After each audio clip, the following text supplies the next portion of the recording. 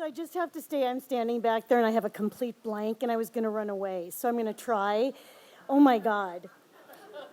So for my story of envy, we're going to go back to 1972. And I know that this room has people that did not exist in 1972, but a lot of you did.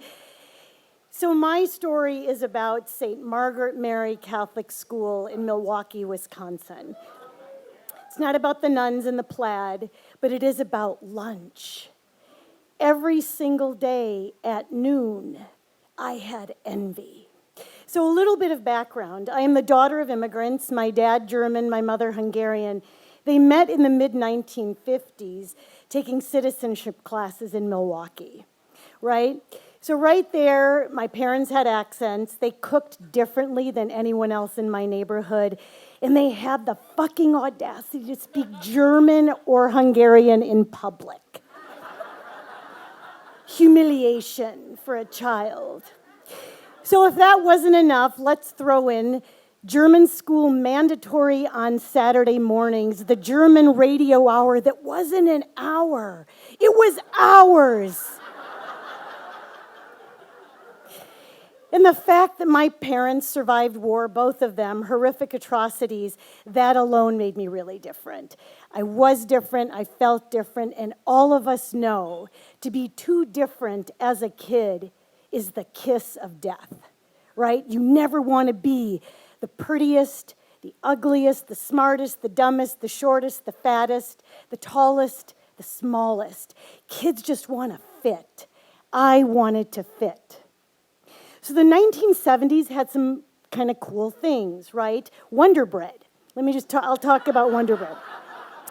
It also had the very large assortment of Hostess branded products that included, we know, the Twinkie, the Ding Dong, the Snowball. Remember the Snowball?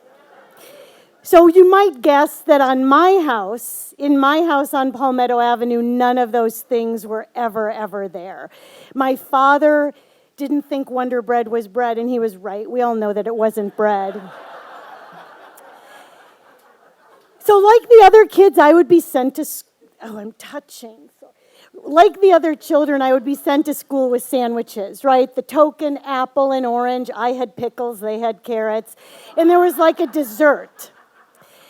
But my sandwiches, you can guess, were different because my sandwiches had layers of meats that you couldn't pronounce, that had interesting shapes, and shapes within shapes, and had a smell. My meat sandwiches didn't come from the Safeway or the Kroger. They came from the Bavarian Wursthaus 5 minutes from my home. Every Saturday morning, my father would drive to the Wursthaus, and he walked in there, and he had ease and lightness. My father was not an easy man.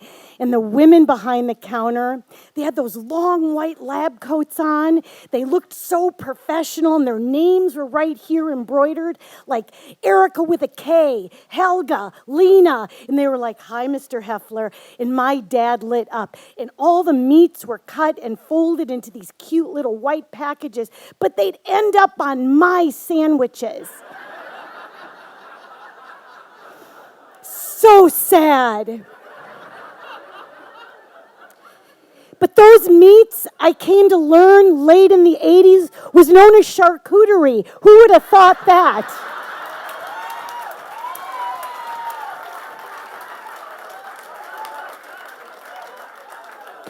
There is not a child in the 2nd grade that wants to eat charcuterie. I'm going to just say that.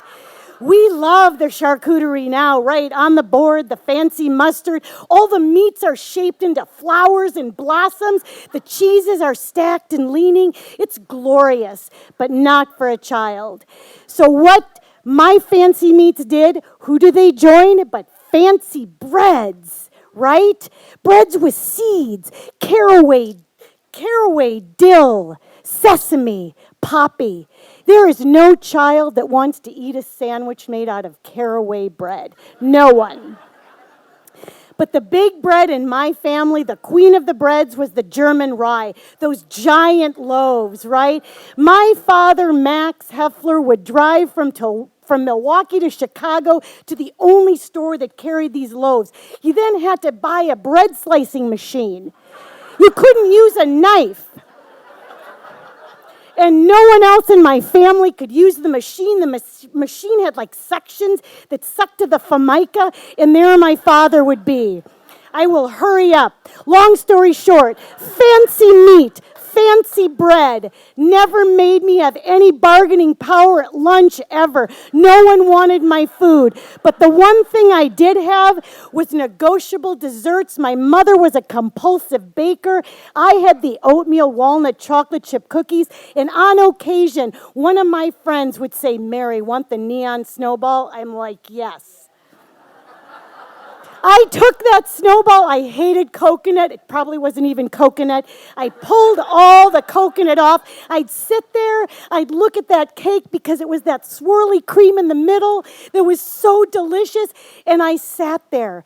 And for that moment, my bowl haircut, my sensible shoes made of leather, my leather backpack, and my parents who preferred polka and yodeling to John Denver, it didn't matter for one moment because for 2 tiny bites, I fit. Thank you.